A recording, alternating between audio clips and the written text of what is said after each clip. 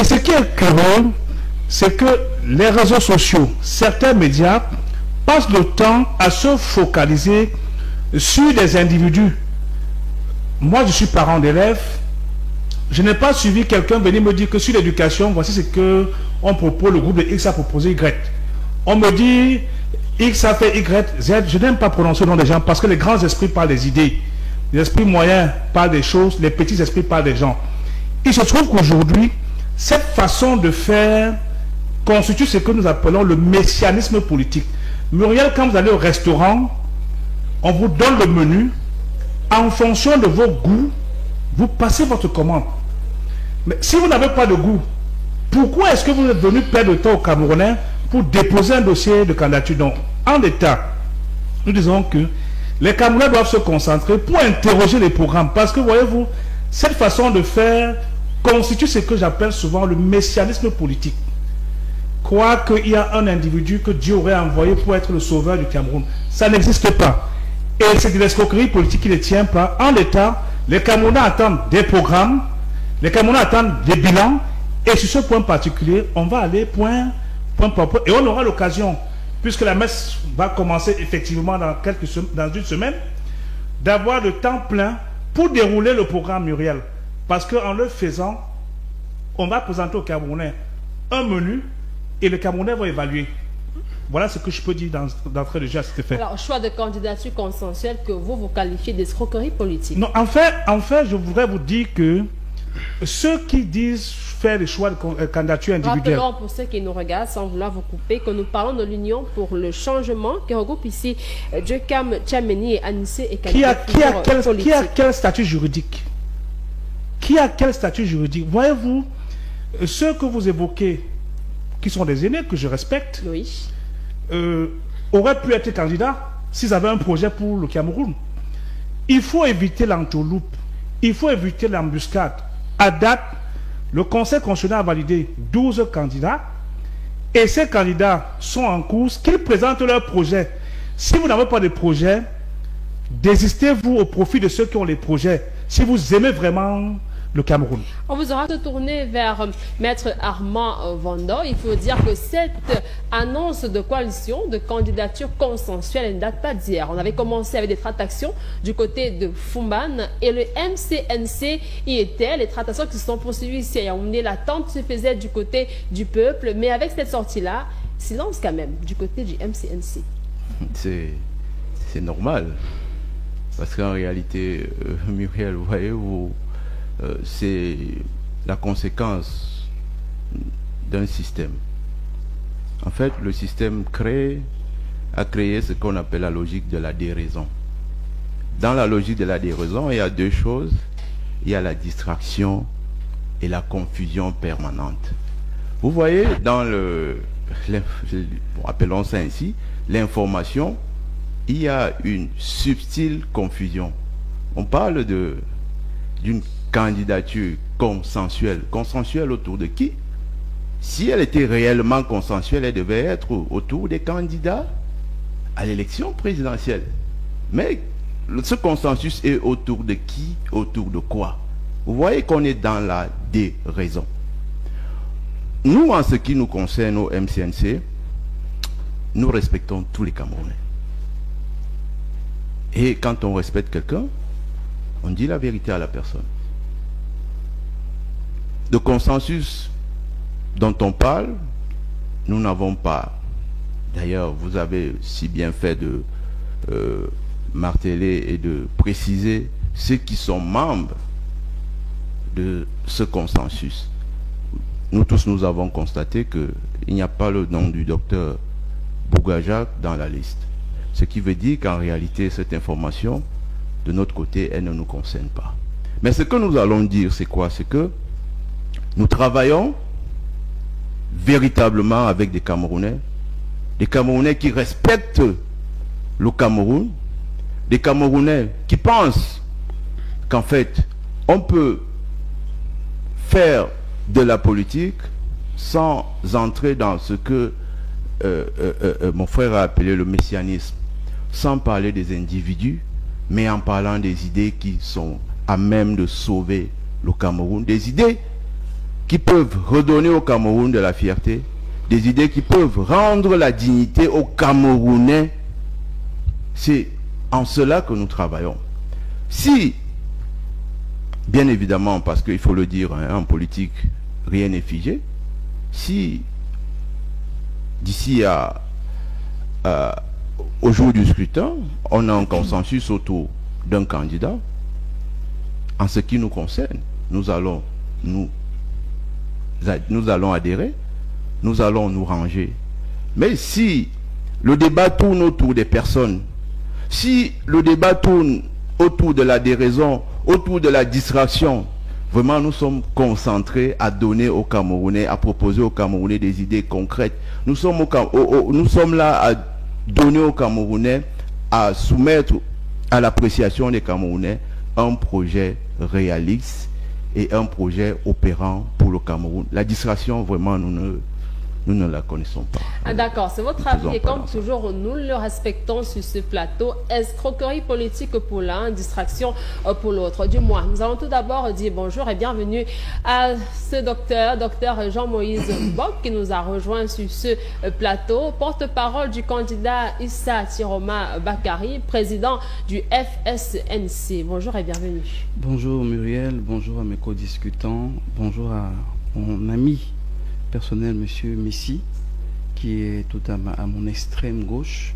Je lui dis particulièrement bonjour parce que mon retard est un peu dû au fait de son maître politique qui a choisi de barrer les routes pour sortir. Voilà. Donc, une fois que je l'ai dit, je veux saluer tous les militants du FSNC d'ici et d'ailleurs, saluer notre président national qui actuellement est sur le terrain, le président Issa Tiroma Bakari, et une partie de l'équipe de campagne. Je veux saluer le docteur Maninx Christian qui fait un travail excellent, qui est directeur de notre campagne. Je veux saluer la diaspora africaine d'abord, parce que nous voulons bâtir un État fort dans l'Afrique et naturellement à l'extérieur. Je sortirai donc en saluant les autres partis politiques dits d'opposition, parce qu'une chose est sûre, et il faut le relever, le débat est ouvert.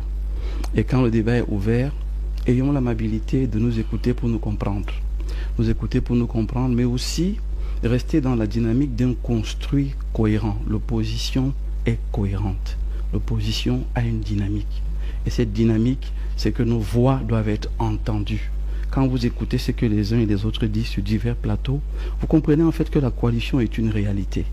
Elle est une réalité, c'est la forme qui reste à définir entre les hommes politiques.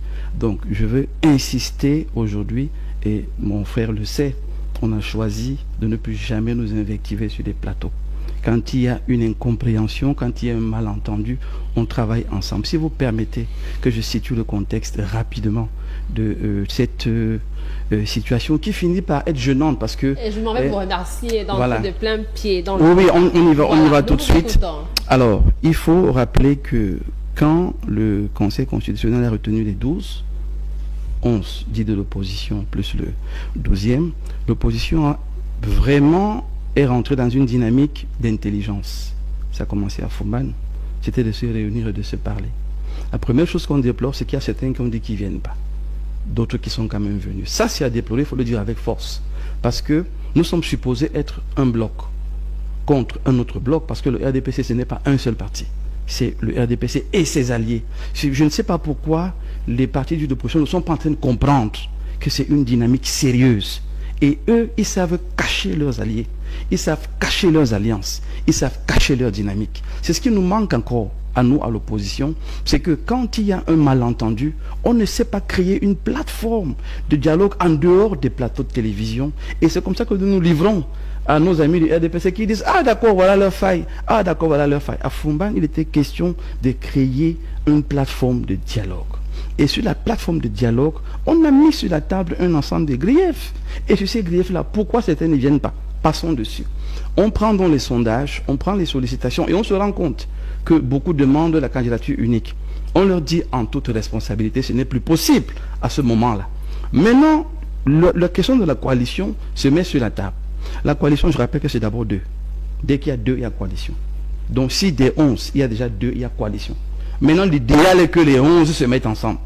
L'idée de la coalition se met sur la table et on se rend compte au fil des échanges avec les présents. J'insiste là-dessus. C'est pour ça que cette question, tous les partis d'opposition ne doivent pas l'adresser. Le PURS peut l'adresser parce que le PURS a toujours été présent dans les différents échanges. Depuis Foumbane. Oui, certains partis politiques ont refusé et c'est leur droit. On ne fera jamais un procès là-dessus. C'est leur droit de ne pas être dans cette dynamique. Il y en a donc qui peuvent dire mais on n'a pas été consulté. A raison. Il y en a qui doivent se taire sur la question. Ils n'ont rien à dire parce qu'ils n'ont jamais voulu être dans la dynamique de l'échange et du dialogue. La question de la coalition se met donc sur la table et on est tous d'accord qu'il faut aller sur la coalition des moyens. Donc voilà la coalition qui commence à se construire dans l'opposition. C'est la coalition des moyens, la coalition des ressources, la coalition des intelligences et d'autres, je laisse de côté. Maintenant, j'entends, on parle de légitimité, de légalité. Je dis encore, mais c'est incroyable, nous sommes dans un état de droit. Dans un état de droit, tous les corps sociaux ont une légitimité. La société civile a une légitimité. Le corps des enseignants a une légitimité. Le bloc des journalistes a une légitimité. Là, et ainsi de suite. Je leur réponds tout de suite. Oui, parce qu'il y en a qui ont essayé de jouer avec les mots. Ça n'a pas de sens. L'Union pour le changement, tenue par Anissé Ekane, nous sollicite. Et je salue vraiment la dynamique de conciliation du président Tiroma. Il lui pose la question, j'étais présent, le directeur de campagne était présent, et M. Anissé Ekane était avec une autre personne. Est-ce que les 10 autres ont été contactés comme vous nous contactez? La réponse était oui, madame. Vous croyez vraiment que quand on nous rassure que tous les autres ont été contactés, on devrait encore remettre ça en cause? On vous rassure avec des mots ou avec des preuves tangibles? Ils nous ont remis des documents. Et s'il vous plaît, votre question est intéressante, parce que moi j'ai dit à monsieur, en fait, l'une des personnes qui était avec M. Anissé Ekane, que c'est bon de nous dire que vous avez contacté les autres, mais je veux les décharger. Parce que finalement, ce que j'entends sur les plateaux de télévision, ça devient comme si c'est une affaire de notre candidat, pourtant on a été sollicité comme les autres. Alors dites-nous les preuves en elles-mêmes. Alors, et je vais vous les envoyer, parce qu'ils ont envoyé quelques éléments dans mon téléphone, je vais vous les envoyer. Alors, de ce point de vue... Mais grosso modo, une parenthèse, des décharges signées... Bon, signé, je ne peux pas dire que tout était signé, mais certains ont reçu. Certains ont reçu. Je ne vais pas dire des noms ici, parce que ce n'est pas à moi de le faire. Certains ont reçu. Je vais vous l'envoyer, et à mes compagnons qui sont là, vous allez renvoyer cela. Mais en fait, vous voyez, ce que je veux dire, moi je vais plus loin, avant de revenir. Muriel, quand il y a une situation comme celle-là, nous sommes 11. Nous sommes censés faire bloc. Quand on n'est pas d'accord avec quelque chose, on peut créer un cadre d'échange et de dialogue. Moi, dans mon parti, je m'occupe de cela, de la relation avec les partis politiques. Et je fais tout pour être en contact avec les communicants, pour que, quand il y a une question, qu'on ne commence pas à chercher en l'air. On va vers son frère et on demande qu'est-ce qui se passe. Ça n'a pas été fait, j'espère que désormais ça va être fait. L'Union pour le changement vient, il y a pratiquement 50 partis politiques, il y a une trentaine d'associations de la société civile, et il y a d'autres acteurs. C'est eux qui constituent donc l'équipe qui va définir qui est le candidat consensuel. Il y a 2 formulaires. Le premier formulaire, c'est: est-ce que vous êtes prêt à mettre en berne votre projet politique pour aller dans une dynamique nouvelle, ce que les Camerounais veulent? On a dit le projet politique qu'il est posé, il est prêt. Mais si tous les autres sont dans la même dynamique et qu'on est prêt à mettre tout en berne pour penser d'abord aux Camerounais avant de gouverner, alors on peut aller ensemble. Il y a un ensemble de questionnaires. Je vais aussi vous envoyer cela. Et dans ces questions, on répond, on retourne le formulaire. Et puis, ils font leur examen, ils font tout ce qu'ils ont à faire, et on nous communique que c'est notre candidat qui est retenu comme candidat consensuel. Alors, après, les autres disent qu'ils n'ont pas reçu et tout. Ils n'ont pas reçu, c'est leur droit. Ils ont reçu, c'est leur droit de ne pas participer, mais il faudrait qu'on évacue rapidement cette question de est-ce qu'ils sont légitimes ou pas. Ils sont légitimes. Est-ce qu'ils ont bien procédé? C'est une autre question et il faudra répondre à ça plus tard. Quand même. Merci pour les éclairages, Dr Jean-Moïse Bock. Mais on a envie de dire un candidat face à un seul candidat, finalement, parmi ceux convoqués qui ont Là, c'est la question qu'il faudra poser aux organisateurs. Voilà. Rendez-vous d'un candidat, d'un homme avec le peuple. Ce peuple-là qui nous regarde et qui nous observe depuis plusieurs mois déjà, ce peuple qui languit, mais également qui se pose cette question: qui finalement pour prétendre briguer un mandat après le RDPC? Muriel, qui pour briguer un mandat? Joshua aussi a la capacité, parce que sur le plan militaire, il est disponible pour changer la doctrine militaire du Cameroun, engager un régiment de drones aériens à l'effet de régler la question de la crise du Nozo et l'extrême nord. Et surtout, investir dans l'industrie sidérurgique et métallurgique pour avoir une autonomie en termes d'approvisionnement de nos armées. Je regarde les cacaculteurs du Bame Kim, du Bame Nubu, d'Ao Sanaga, Bumba Ngoko, Fako et autres. Je vous dis qu'avec Joshua aussi, vous aurez désormais la possibilité d'avoir une pension retraite financée par le prélèvement de 500 francs par kilo de cacao. C'est pas la propagande, non, on en parlera tout à l'heure. Oui, d'accord. J'ai donné on vous l'a constaté, mais dites-nous, on parle d'un rendez-vous d'un homme avec le peuple. Est-ce que ces candidats parlent au peuple? C'est d'abord là le problème. Avant le programme, on en parlera en deuxième thématique. Ces candidats parlent au peuple. Voyez-vous, Muriel, nous voulons sortir du messianisme politique. Je vous ai dit tout à l'heure que venir dire que c'est le rendez-vous d'un homme et d'un peuple, c'est pas vrai. C'est le rendez-vous d'une vision porté par un homme qui adresse à son peuple les solutions pour le problème. L'élection présidentielle, Muriel, c'est que vous confiez votre porte-monnaie à une personne. Vous confiez votre sécurité. Vous confiez votre santé. Et cela demande que la personne ait de contenu. Vous voyez, je parlais de cacaculteur tout à l'heure. Tout à l'heure, mon excellent voisin a dit qu'il est venu en retard parce que le champion de Majesté Messi a barré les routes parce qu'il est en train de voyager. Est-ce que dans un pays sérieux, on doit être en train de barrer les routes parce que le président sort? Vous avez été à l'étranger, le Premier ministre passe, vous passez, personne n'est au courant de vous. Il est important aujourd'hui de dire aux Camerounais qui nous écoutent que l'histoire de messianisme, de Messie, Dieu avait dit que, ou Mioba avait dit que, c'est fini. C'est fini. On a besoin que les Camerounais qui nous écoutent, les enseignants nous écoutent, les élèves nous écoutent. Aujourd'hui, l'école du Cameroun forme les enfants pendant 25 ans pour être des chercheurs d'emploi. J'ai l'honneur de venir auprès de votre parce après 25 ans d'études. On veut changer le curriculum de formation académique pour former des créateurs de richesse et non pas des chercheurs d'emploi. Nous avons aujourd'hui au Cameroun des magistrats qui, depuis 5 ans, n'ont pas eu le Conseil supérieur de la magistrature parce que c'est présidé par le champion de Majesté Messi. Nous disons que nous reformons sur le plan institutionnel le Conseil supérieur de la magistrature de façon à ce que désormais le premier conseil soit élu par les magistrats de premier grade au 4e grade hors échelle, deuxième groupe, et que désormais il y ait la création d'une école de profession judiciaire. Voilà les éléments que la justice a besoin d'un coup de main assez important. Est-ce qu'on va continuer à avoir des magistrats dont la carrière est influencée par le politique? Il y a le pouvoir judiciaire, il y a le pouvoir législatif, il y a le pouvoir exécutif. Il faudra que chaque pouvoir soit indépendant de façon à ce que l'état de droit qui élève une nation soit construit au Cameroun. Comme voilà, la vision et la vision d'abord. On vous aura compris. Il y a des avancées qu'il faut capitaliser. On peut avoir une note quand même, une appréciation quand même. Dites-nous quelque chose, on va avancer. Émile Messi. La note aujourd'hui, c'est que le RDPC peut faire mieux. Peut faire mieux. C'est une note, ça. On cherche à vous comprendre. On va avancer. C'est très modestement une note. Le RDPC peut faire mieux. Le RDPC a des atouts, a des moyens, et alors il peut faire mieux. Émile Messi, débat cordial, tout le monde a son mot à dire. Dieudonné Tédissé, entre-temps, lorsqu'on vit quand même ce type de scène-là, l'électorat en face qui regarde. Et paraît-il que les cartes d'électeurs sont en souffrance dans plusieurs bureaux de vote. Qu'est-ce qu'on présente comme image à ce peuple-là qui est censé aller aux urnes le 12 octobre? Muriel, je voudrais dire au peuple camerounais que vous êtes comme le vent. Vous êtes comme le vent. Et le vent, c'est Dieu. Et vous savez, j'ai comme l'impression que Majesté Messi n'a pas compris. Quand on a le piment en poudre à main, on ne joue pas avec le vent. Surtout qu'on ne connaît pas la direction. Merci. Le peuple camerounais actuel, vous avez parlé tout à l'heure sur la question militaire que j'ai évoquée. Les tests sont bons. Ça, c'est OK. Mais je vous dis que il a parlé des questions de souveraineté. Nous allons donner cette souveraineté, avec l'autonomie dans l'approvisionnement et en changeant le curriculum de notre formation académique.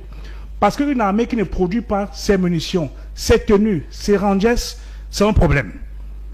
Vous avez aujourd'hui des enfants de soldats tombés au champ d'honneur. Nous allons faire des pupilles de la nation. Ah ben oui, ça vous ne l'avez pas encore fait.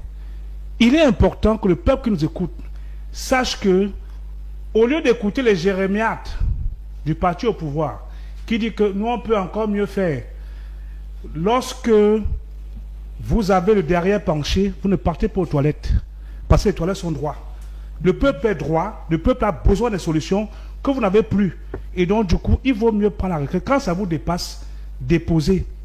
C'est très important. Vous avez évoqué le divorce tout à l'heure avec vos anciens alliés, sur lequel je ne voudrais pas faire des observations. Mais je vous dis que, en l'état, le peuple camerounais, les électeurs qui nous écoutent, doivent savoir que, aujourd'hui, on veut des solutions concrètes. Et les solutions concrètes, c'est que la sécurité sociale, l'approvisionnement de nos armées, l'autosuffisance alimentaire. En 1970, le Cameroun n'importait pas le riz. Aujourd'hui, à date, le Cameroun a besoin de 860 000 tonnes de riz. Et le Cameroun ne produit que 360 000. On passe le temps à importer. Or, nous avons 58 départements qui portent le nom d'un fleuve. Comment on peut avoir une richesse hydraulique? Vous avez dans le maillot d'Anaï, le maillot Kani, le maillot Tchanaga, le Diamaré, le Go de Charité, des inondations permanentes. Pourtant, nous pouvions capter le lac de Maga, le fleuve Bloublou, le Go de Chari, le Go de Birni, pour produire suffisamment en saison sèche, de façon à ce que quand les pluies reviennent, le lac a suffisamment diminué et il n'y a plus d'inondation. Ces solutions, nous les apportons aux Camerounais. Et nous leur disons que ne jugez pas les candidats par la couleur de leur face, par la taille de leur boubou. Jugez-les par leur capacité à vous apporter des solutions concrètes. And if there is somebody who still tests the scale of what we can do to change this country, let him be sure we are going to bring proper solution for the next Cameroon. And together we can make it stronger and powerful again. Thank you. Merci à vous, Dieudonné Tédissé. On peut prendre quelques statistiques. Docteur Jean-Moïse Bock, vous avez des statistiques à partager avec nous, lesquelles? Oui. Déjà l'économie. Quelqu'un a dit qu'ils font très bien. 37% de taux de chômage dans les jeunes, sur le BIT 2023. 24% d'inflation des produits de première nécessité. C'est la BA qui le dit en 2024. 46% de la population vit en deçà du seuil de pauvreté, en deçà du seuil de pauvreté. 85 journalistes emprisonnés depuis 2015 par mois. RSF. Je laisse la crise sécuritaire. 57% de 15 à 35 ans consomment de tramadol. On parle du Cameroun. 12 000 mineurs en prison des délits liés à la drogue. 12 000. 78% des diplômés universitaires sans emploi. C'est l'école. L'INS. C'est-à-dire que tout ce que je vous donne là, c'est eux-mêmes qui donnent ces statistiques. Je vous dis que s'il n'y a pas de rupture, il ne peut pas avoir de fondation. La question que je vous pose, docteur Jean-Moïse Bock, Émile Messi, je vais revenir en une seconde, par rapport à ce qu'il vient de dire. Une seconde. Pour dire que c'est ça qu'on appelle donc de la mauvaise foi. Lorsqu'on sait que M. Icha Piruma Bakari, le candidat du docteur Mbok, a été pendant 7 ans, le gouvernement actuel, ministre de l'Emploi et de la Formation professionnelle. C'est l'emploi qui donne le travail. Et qu'on nous dise qu'aujourd'hui, nous avons un taux de chômage de cette nature. Est-ce que c'est l'emploi qui donne le travail? Lorsque le même ministre a été pendant plus de 10 ans, ministre de la Communication, qu'on nous dise aujourd'hui qu'il y a 85 journalistes qui sont emprisonnés, je crois que c'est vous le problème. Depuis 2023. On va y arriver quand même, ça j'en suis sûr, parce que c'est une autre fenêtre encore à ouvrir. Vous devez avoir honte de ces chiffres-là, vous-même. Oh, vous savez, hein, dites ce que vous devez dire. Vous êtes comptable de ces chiffres. Ce bilan-là. Ah oui, mais non, non. Là n'est pas le débat. Il faut dire la vérité aux Camerounais. Solidarité gouvernementale amène tous les ministres à se mettre au niveau de la primature. Solidarité gouvernementale. Mais il faut que les Camerounais sachent. Au chômage, doivent savoir que ces gens-ci, c'est les broufs. Mais avant ils racontent quand même, des histoires comme ceux-là qui nous regardent, le peuple qui nous regarde, bien évidemment. Bilan de son candidat. Docteur Jean-Moïse Bock, votre regard, est-ce que vous pensez que le parti au pouvoir sous-estime l'opposition? Très bien, votre question est excellente. Si ce n'était que l'opposition, franchement, ça ne nous poserait aucun problème parce que c'est de bonne guerre. Mais vous savez, j'ai convoqué le dialogue social à dessein. Je l'ai convoqué à dessein. Et ceux qui ont encore un cœur, parce qu'on comprend que la majorité d'entre eux dirigent avec autre chose que le cœur et le bon sens. Parce qu'on vous pose des problèmes de route. Vous dites que non, on a conçu des turbines, on a conçu des barrages. Mais lesquels barrages? On ne peut pas transporter l'électricité pour amener aux Camerounais.